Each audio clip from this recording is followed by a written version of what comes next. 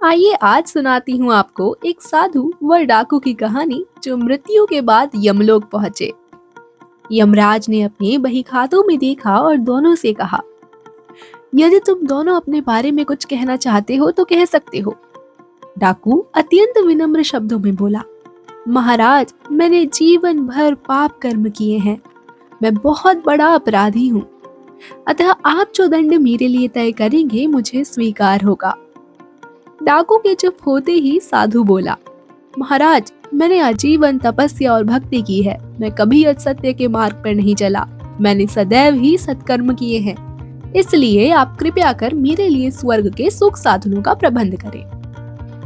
यमराज ने दोनों की इच्छा सुनी और डाकू से कहा, तुम्हें दंड दिया जाता है कि तुम आज से इस साधु की सेवा करो। डाकू ने सिर झुकाकर आज्ञा स्वीकार भी कर ली।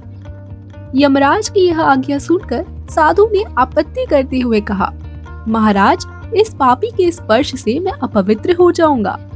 मेरी तपस्या तथा भक्ति का पुण्य निरर्थक हो जाएगा।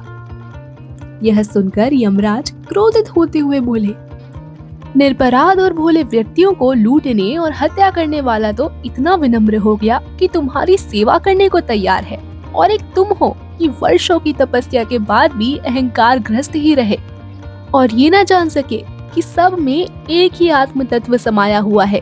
तुम्हारी तपस्या अधूरी है, अतः आज से तुम इस डाकू की सेवा करो। तो ये थी एक छोटी सी कहानी जो मनुष्य के अहंकार, विनम्रता और सच्ची आत्मज्ञान की महत्वता को दर्शाती है।